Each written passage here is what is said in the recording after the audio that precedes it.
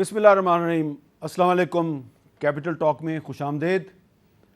आज अपनी इस गुफ्तगू के आगाज़ में मैं कुछ ऐसी बात करूंगा जो शायद किसी को नागवार गुज़रे, लेकिन ये ग्राउंड रियलिटी है, ये हक़ाइक़ हैं जिसको कि हम झुटला नहीं सकते।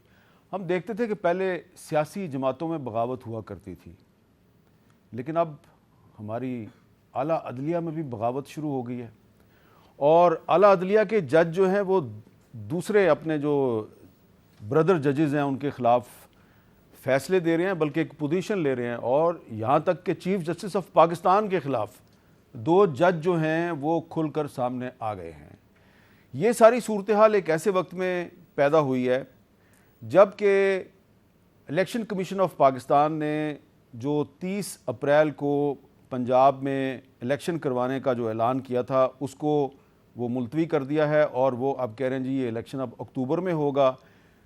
इस इलेक्शन कमीशन के फ़ैसले के ख़िलाफ़ पाकिस्तान तहरीक इंसाफ सुप्रीम कोर्ट में गई और सुप्रीम कोर्ट ने आज उनकी दरख्वास्त पे एक 5 रुकनी बेंच बनाया और बेंच की आज पहली हेयरिंग हुई।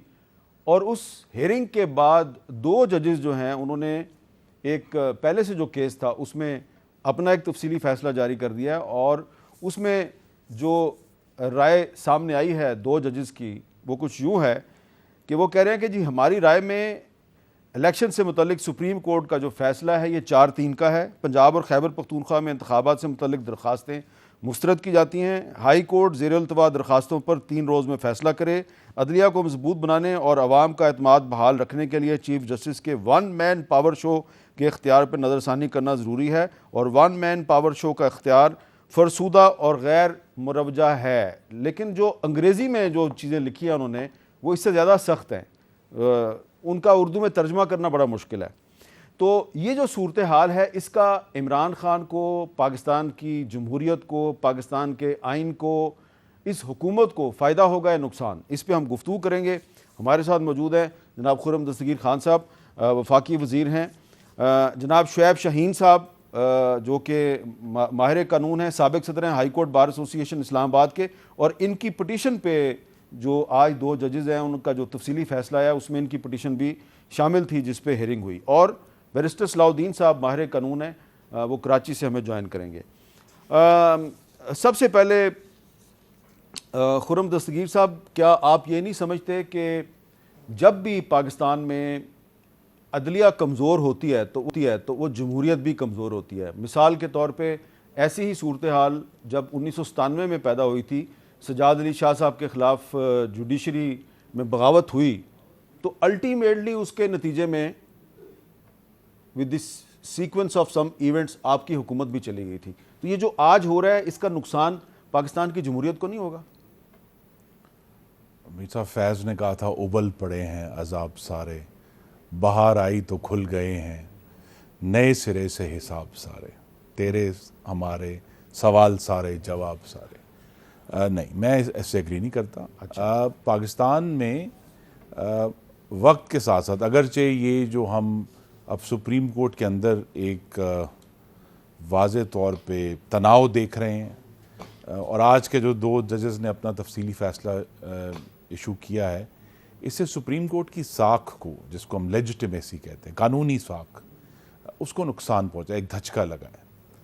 लेकिन बिल आखिर मैं समझता हूं कि इस तमाम कशमकश में जो सियासी कशमकश भी है, एक तरफ सुप्रीम कोर्ट के अंदर कशमकश है, जो इस्टेब्लिशमेंट की और सिविलियन गवर्नमेंट्स की कशमकश है, बिल आखिर इसमें फ़तह आइन की होगी, क्योंकि ये सब सवाल अब उठ गए हैं। मसलन जो ये 2 जजेस, मोअज़्ज़ज़ जजेस ने आज अपना फ़ैसला जारी किया है, उन्होंने बड़े गहरे सवाल उठाए हैं 1 मैन शो के ऊपर। बार बार पैराग्राफ 37 है, 38 है, जिसमें बार बार उन्होंने कहा कि चीफ जस्टिस का 1 मैन शो नहीं हो सकता आज के दौर में। तो लिहाजा आइन के अंदर इन तमाम तनाव के नतीजे में जो उसकी असल रूह है वो कहीं ना कहीं से फूट रही है कि भाई यहाँ 1 मैन शो जिस तरह सिविलियन नहीं हो सकता और इदारों में नहीं हो सकता, तो यहाँ भी नहीं हो सकता। और ये जो इशू है, बस उन्होंने ये भी कहा कि सुप्रीम कोर्ट एक शख्स के फैसलों पर इंतजार नहीं कर सकती, ये भी उन्होंने आज कहा है। उन्होंने ये भी कहा है कि जो स्पेशल बेंच और आइनी मामलात पे बेंचों की जो तश्कील है उसके बारे में फुल कोर्ट को बैठकर फैसला करना पड़ेगा। ये सारे इश्यूज़ हैं जो बड़ी देर से कंट्रोवर्सी इसलिए पैदा हुई है कि सुप्रीम कोर्ट के एक हिस्से में एक मखसूस जो ग्रुप है जज साहिबान का, उन्होंने ही तमाम आइनी मामलात और जो ख़ास तौर पे जो सियासी जिनके मुज़मरात थे, वही केसेस बार बार उन्हीं लोगों ने सुने हैं और उनके जो नताइज हैं, ख़ास तौर पे इस पिछले मौसम गर्मा में जो 63A के ऊपर मोशगाफी हुई कि एक दफ़ा एक फ़ैसला आया और फिर सुप्रीम कोर्ट को दूसरा फ़ैसला चीफ जस्टिस को लिखना पड़ा कि जनाब ये मैं जजों को ये हक होना चाहिए कि वो अपनी तो ये जो इश्यूज़ हैं जो सुप्रीम कोर्ट ने मुख्तलिफ तरीक़ों से हैंडल किया है निहाल हाशमी को और इमरान खान को, मुख्तलिफ तरीक़ों से हैंडल किया है तौनी अदालत के पूरे कॉन्सेप्ट को कि जी एक के मामले में उसको सजा, ये सारे इश्यूज़ खड़े हुए हैं, लेकिन इसका नतीजा बहरहाल मेरी नज़र में पाकिस्तान के आइन की फतह की सूरत में होगा। अच्छा ये बताएं शुएब शाहीन साहब के ये जो फैसला था जिसमें आप भी पटिशनर थे, इस पे जो फैसला आया था उस पर रिव्यू पिटिशन फाइल की गई थी, रिव्यू पिटिशन का भी फैसला नहीं हुआ और आज एक 5 मेंबर बेंच बन गया। मेरा ख्याल है रिव्यू नहीं आया, आई थिंक मेरी इन्फॉर्मेशन के मुताबिक रिव्यू पिटिशन फाइल नहीं हुई। अच्छा, जो गवर्नमेंट ने करनी थी या जिन इलेक्शन कमीशन ने करनी थी या जिन इदारों ने करनी थी, किसी ने रिव्यू पिटिशन फाइल नहीं की और ये फैसला किया था इन्होंने गवर्नमेंट ने कि हम नहीं करेंगे, और आज ये डिस्कशन में भी आया है कि इसको मान लिया गया है और इसके ऊपर इम्प्लीमेंट हो गया और इसके ऊपर रिव्यू पिटिशन नहीं आई। दूसरी बात यहाँ तक इस बात का ताल्लुक़ है, देखें ये इनिशियली स्टार्ट कहाँ से हुआ। सबसे पहली पिटिशन हमारी आई इस्लामाबाद हाई कोर्ट बार की तरफ से, कॉन्स्टिट्यूशन पिटिशन नंबर 1 लगी।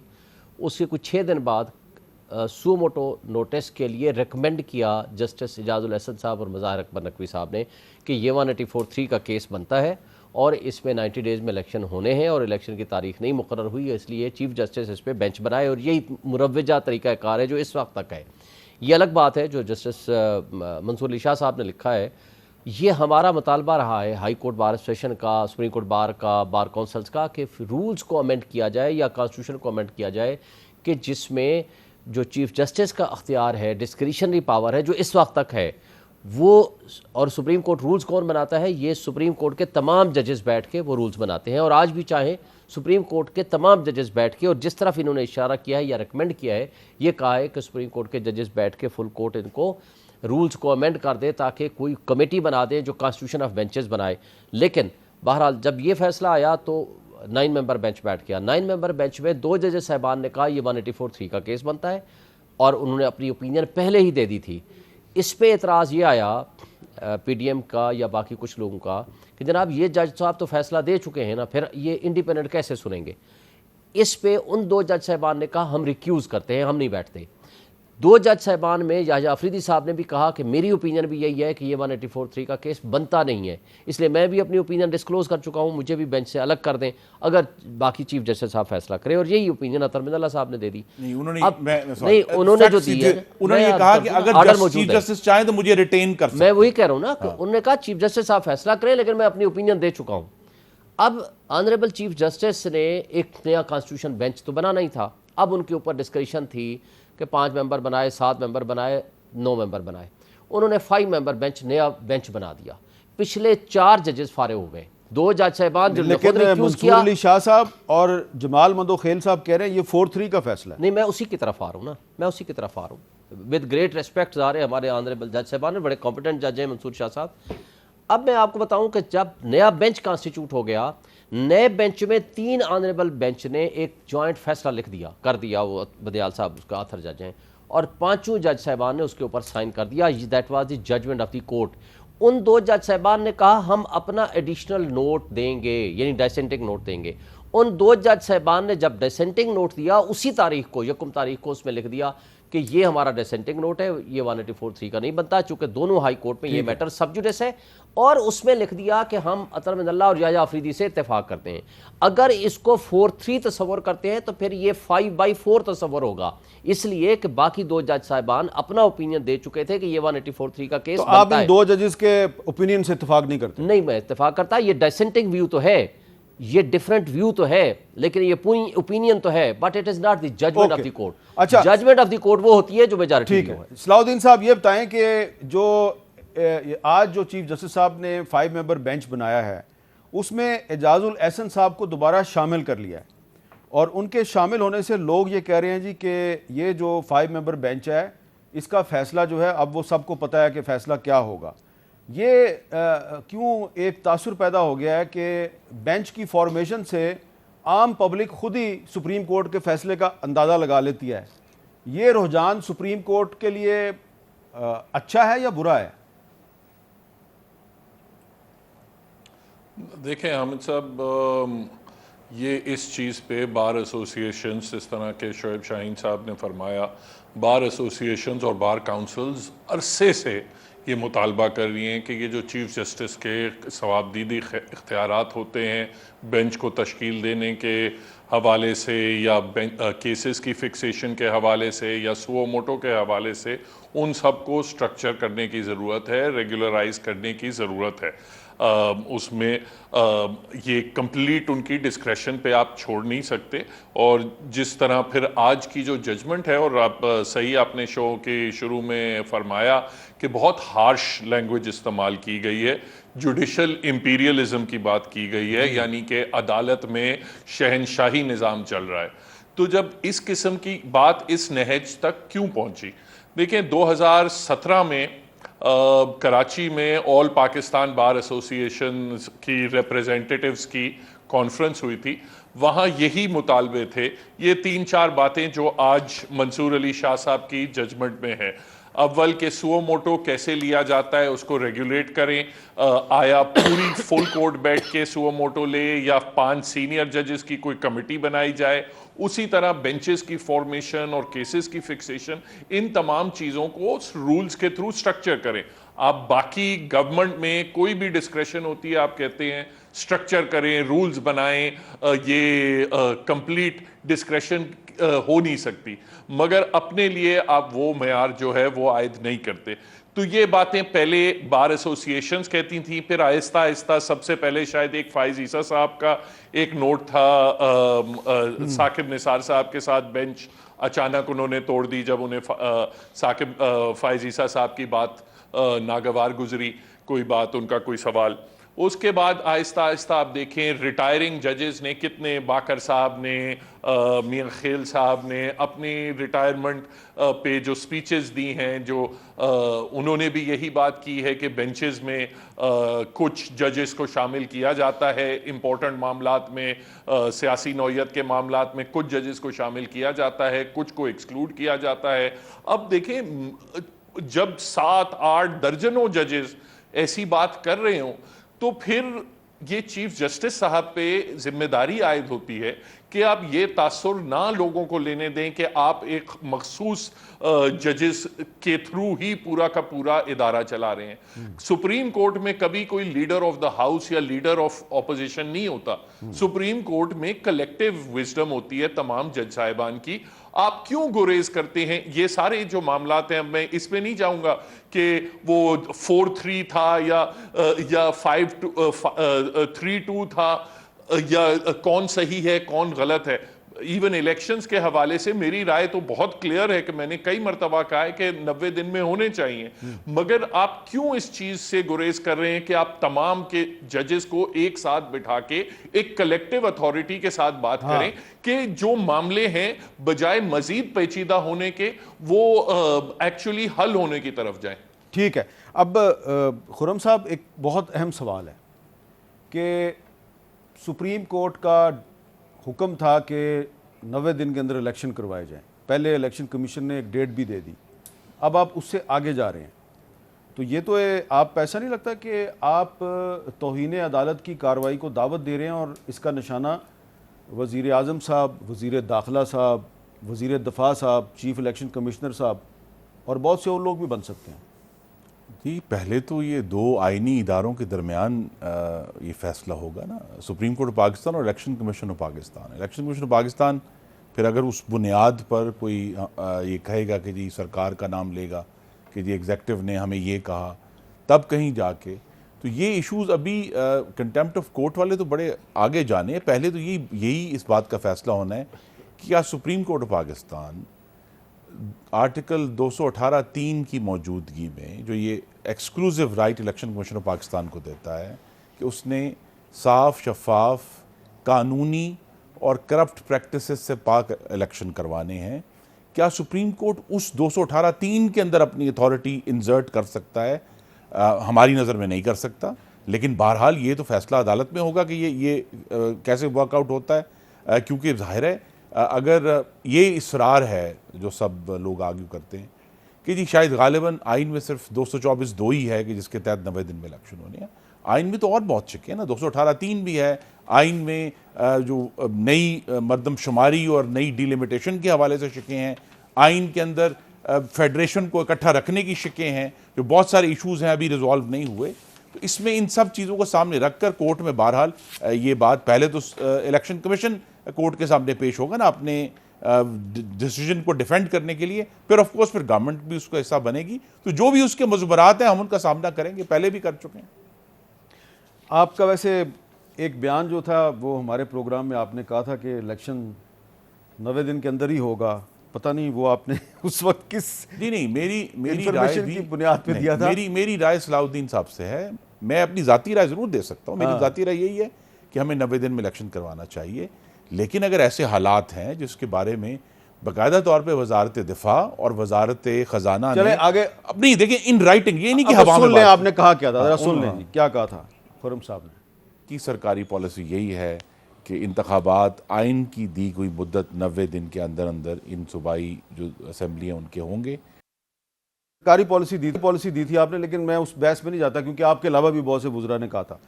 शुएब साहब ये बताएं कि ये कहीं ऐसा तो नहीं होगा कि दोबारा हुकूमत के ख़िलाफ़ तौहीन अदालत की कार्रवाई शुरू हो जाए?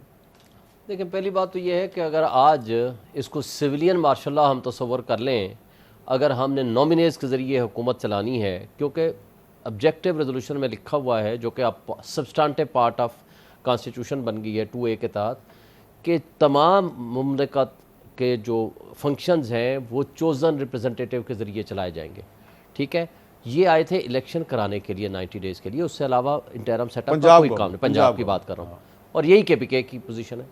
तो अगर आपने 90 डेज़ में इलेक्शन नहीं कराना, तो फिर क्या हम ज़ियाउल हक 90 डेज़ का कहे कि 11 साल नहीं कराए इलेक्शन, लूले लंगड़े गैर जमहूरी कराए, या मुशर्रफ साहब आए उन्होंने पहले कराए नहीं इलेक्शन, जो कराए वो आपके सामने ही है, फिर कहा मैं वर्दी उतार दूंगा, फिर कहा जी मैं नहीं उतारूंगा।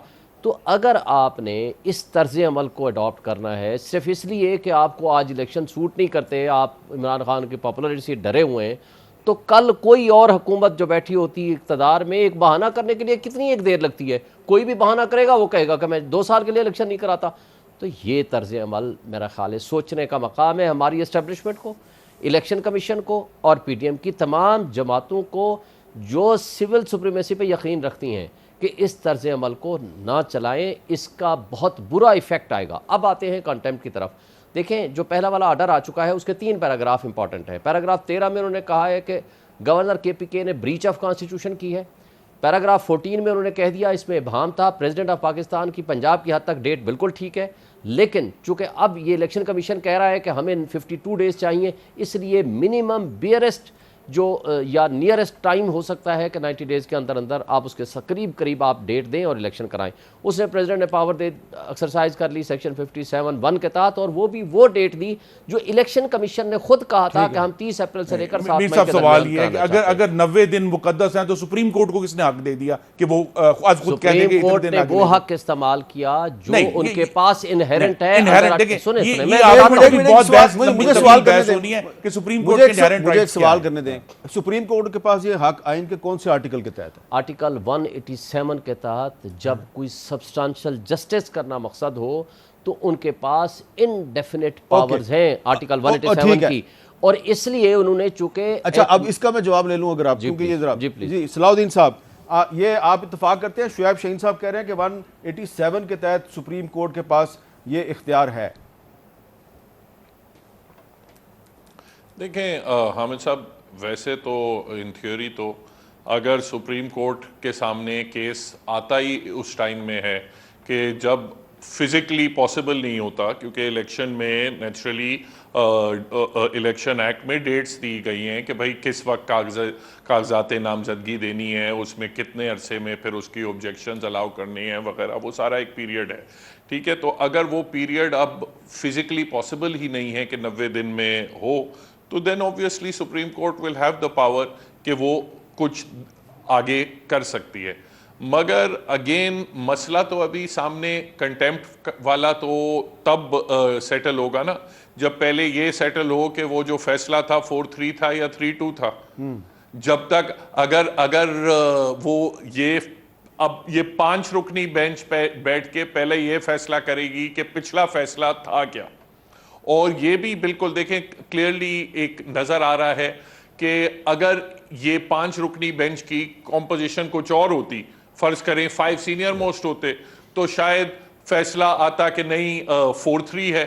अभी मौजूदा कॉम्पोजिशन में शायद 3-2 आएगा या 4-1, अच्छा, एक बात बताएं, जो भी जैसे भी है। सलाउद्दीन साहब, मैंने पहले भी आपसे पूछा था, जरा दोबारा रिपीट कर रहा हूं सवाल, उसका जरा छोटा सा जवाब दे दें। एजाजुल एहसन साहब को इस बेंच में शामिल करना दुरुस्त है या दुरुस्त नहीं है?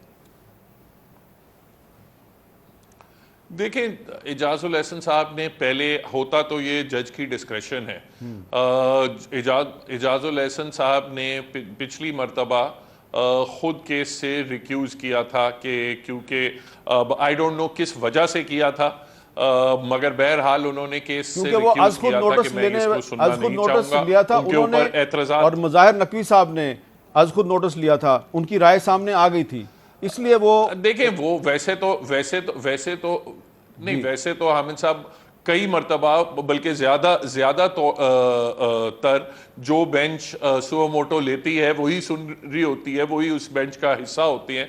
मगर बहरहाल कुछ एतराज़ात हुए थे और उन्होंने ये मुनासिब समझा कि वो उस बेंच का हिस्सा नहीं बनेंगे।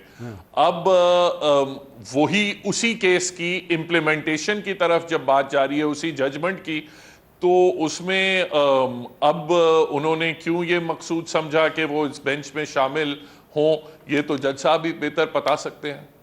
अच्छा, लेकिन शुएब शाहीन साहब, आप नहीं समझते कि उनको नहीं बैठना चाहिए था? नहीं, मेरा ख्याल है कि सीनियर मोस्ट जज हैं, कॉम्पिटेंट जज हैं, और उनके ऊपर एतराज़। सीनियर मोस्ट वो हैं या काजी फायद ईसा हैं? नहीं, सीनियर मोस्ट जजेस में से हैं, मतलब। अच्छा, ये बताएं कि सीनियर मोस्ट तो इस वक्त काजी फायद ईसा हैं, वो उनको क्यों नहीं शामिल किया जाता बेंच में? होना चाहिए, मैं तो हमेशा कहता हूँ होना चाहिए। लेकिन ये आपने कह दिया होना चाहिए और मैंने मुस्कुरा दिया, लेकिन यही वो असल फसाद की जड़ है, रूट कॉज, जिसका जवाब chief justice of Pakistan Bandial साहब को देना चाहिए कि वो जो सीनियर तरीन जजेस हैं उनको बेंच में क्यों नहीं बिठाते। वक्फे के बाद दोबारा मिलते हैं।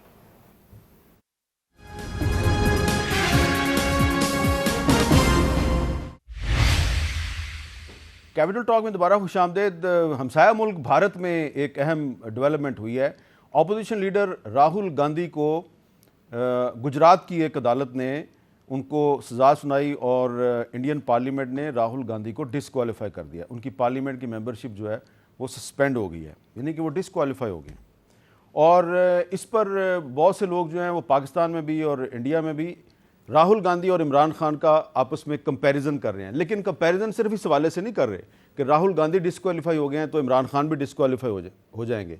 वो दोनों कि कुछ जो स्लिप ऑफ टंग है उसको भी इंजॉय करें। सुने स्लिप ऑफ टंग कैसे हुई। आटा दुगना हो गया। 1 किलो आटा 50 रुपए हमारे दौर में 1 किलो आटा था, आज वो कराची के अंदर 100 रुपए लीटर से ऊपर चला गया। तो इमरान खान भी आटे को मेजर करते हैं किलोज़ में नहीं लीटर में, और राहुल गांधी भी इसको मेजर करते हैं लीटर में। लेकिन ये तो मैंने वैसे ही एक अज़राह तफन्नुन जस्ट फॉर फन आपको उनकी स्लिप ऑफ टंग सुनवाई है। सवाल मैं जो खुर्रम दस्तगीर साहब से करने लगा हूँ, खुर्रम साहब जिस तरह राहुल गांधी को मोदी साहब ने डिसक्वालीफाई करवा दिया है मेंबरशिप से पार्लियामेंट की, तो आपकी भी पूरी कोशिश है कि इमरान खान भी डिसक्वालीफाई हो जाए, और अगर अक्टूबर 2023 से पहले इमरान खान डिसक्वालीफाई हो गए तो आप इलेक्शन करवा देंगे, वरना कोई नहीं।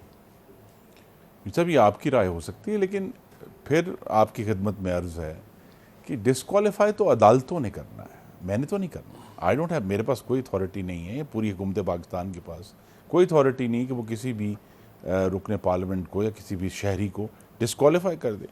तो वहाँ फिर अदालतों का सवाल खड़ा हो जाएगा ना। तो आज तो अदालत आपके कंट्रोल में नहीं ना लग रही? नहीं, मैं तो ये कहूँगा कि जो आज मंसूर अली शाह साहब लिखा, मैं पढ़ना चाहता हूँ, पैराग्राफ 38 है, क्योंकि आपने कहा अंग्रेजी पढ़नी चाहिए जो एक्चुअल है। The power of doing a one man show is not only anachronistic, outdated and obsolete, but also is antithetical to good governance and incompatible to modern democratic norms. One man show, दोबारा लफ्ज़ इस्तेमाल किया है, leads to concentration of power in the hands of one individual, making the system more susceptible to abuse of power.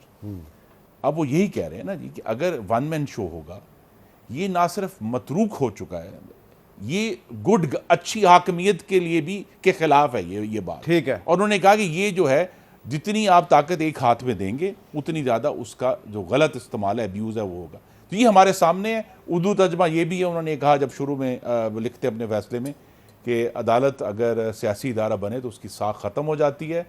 और जो I think सबसे बड़ा मुश्किल आपने इसकी तरफ इशारा किया, जजेस की ख्वाहिश गालिब आ जाए तो सुप्रीम कोर्ट साम्राज्य अदालत, इंपीरियल साम्राज्य अदालत, मैं इसको रिपीट नहीं करना चाहता, लेकिन शुएब शाहीन साहब, मेरा आपसे सवाल ये है कि 2017 में नवाज शरीफ साहब को पहले डिस्क्वालीफाई किया गया फॉर लाइफ टाइम डिस्क्वालिफिकेशन, और फिर 2018 में इलेक्शन हो गया। आपको नहीं लगता कि यहाँ पे भी 2023 में इलेक्शन उसी सूरत में होगा कि पहले इमरान खान भी नवाज शरीफ की तरह डिस्क्वालीफाई किए जाए?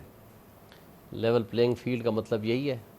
मैं तो सवाल कर रहा हूँ, मुझे मुझे समझ आ रही है वो पूछ रहा हूँ आपको। पहले भी आपको बताया था शो के अंदर कि ये 30 अप्रैल को इलेक्शन नहीं होना। आपका मेरा यहाँ टाकरा हुआ था, मैंने कहा था हर हाल में इलेक्शन 90 डेज में होगा। चले 90 डेज से 18 दिन आगे चले गए। मैंने मुद्दबाना अंदाज में कहा था नहीं होगा जी, लेकिन मैं अभी भी उम्मीद रखता हूँ कि इलेक्शन इसी अप्रैल में होंगे, 30 तारीख को ही होंगे। उसकी वजह यह है कि कोई भी जज जो ये कहेगा कि 90 डेज़ या उसके नियरेस्ट 90 डेज़ में इलेक्शन नहीं होना, आज मौलवी तमीज़ुद्दीन केस एक लिहाज से दोबारा पेंडिंग है सुप्रीम कोर्ट में, यानी 2 स्पीकर सुप्रीम कोर्ट में गए हुए हैं। फिर आज का जस्टिस मुनीर कौन है? आज का जस्टिस मुनीर वो होगा जो ये फैसला देगा कि ये 90 डेज़ में इलेक्शन नहीं होने चाहिए। ये मेरा आपसे वादा है कि कोई भी जज अपने आप को जस्टिस मुनीर की रूह के साथ मिलाने के लिए तैयार नहीं होगा। हर जज ये कोशिश करेगा कि आइन की रूह के मुताबिक इलेक्शन होने चाहिए, और आइन का तकाजा है कि 90 डेज में ही इलेक्शन होने चाहिए, आइन के ऊपर अमल दरामद हो। सर ज़्यादा देर नहीं गुजरी, 2007 में जब अकरम दुरानी ने असेंबली डिसॉल्व की थी तो 90 डेज में इलेक्शन नहीं हुए थे, इलेक्शन इकट्ठे ही हुए थे फरवरी में जाके। तो वहाँ भी 5.5 महीने खैबर पख्तूनख्वा में निगरान हुकूमत रही थी। तो ये नहीं है कि पहले कभी हम तो सिर्फ ये यकीन दहानी चाहते हैं कि आप अक्टूबर से आगे तो नहीं जाएंगे। जी नहीं, अक्टूबर में इंशाल्लाह जब कौमी असेंबली 12 अगस्त को अपनी अभी आप दिखा रहे थे इनका फरवरी का स्टेटमेंट के जी 90 डेज में इलेक्शन होगा। मैंने उस वक्त भी कहा था कि उस वक्त तक गवर्नमेंट ऑफ पाकिस्तान की तरफ से कोई ऐसी कम्युनिकेशन नहीं थी। वो बाद में सलाउद्दीन साहब के बाद वज़ारत दिफा ने वो खतूत लिखे हैं जिनको बाद में कैबिनेट ने। सलाउद्दीन साहब एक कॉन्स्टिट्यूशनल एक्सपर्ट हैं, पाकिस्तान में नहीं है, लंदन में बैठे हैं, सैयद नज़ीर गिलानी साहब। सैयद नज़ीर गिलानी साहब ने कहा कि in view of the judgment delivered by justice Mansoor Ali Shah and justice Mandokhel, chief justice Bandial should step back from the practice. और वो कहते हैं जी rule of law applies to all.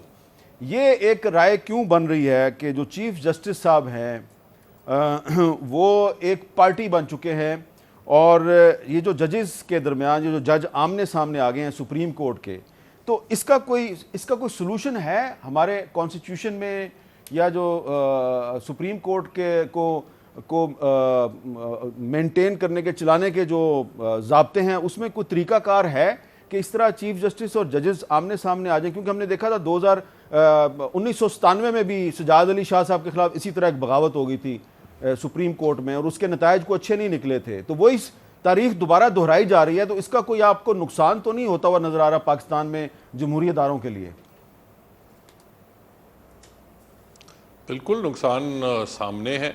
Supreme court की, जिस तरह दस्तगीर साहब ने कहा, सुप्रीम कोर्ट की जो साख्त है वो साख अपना बिल्कुल मुतासर हो रही है।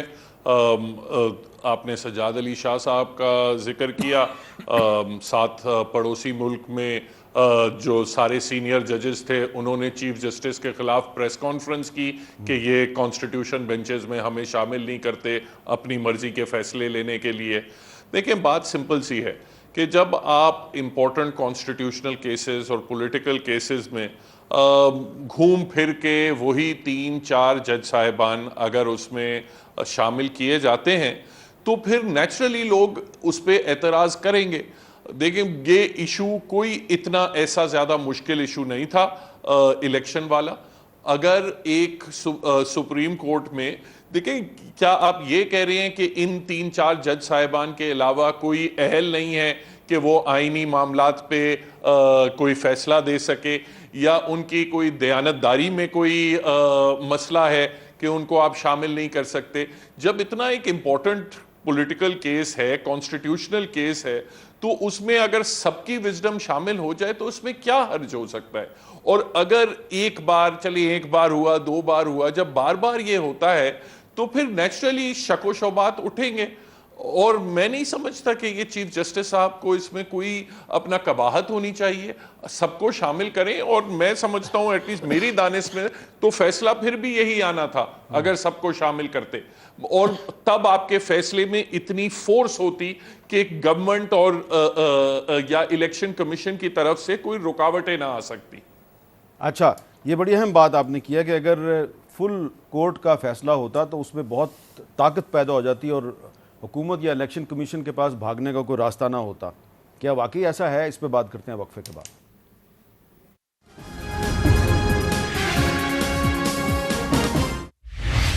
कैपिटल टॉक में खुशामदेद। इमरान खान साहब कहते हैं कि जी उनके खिलाफ तकरीबन 150 के करीब मुकदमात कायम हो चुके हैं। कुछ मुकदमात की तफसील हमारे पास है जो तकरीबन 39 बनती है, इसकी डिटेल हमारे पास है। अब एक और मुकदमा भी जो है वो खुर्रम दस्तगीर खान साहब जो हमारे मेहमान हैं उनके महकमे की तरफ से बन सकता है।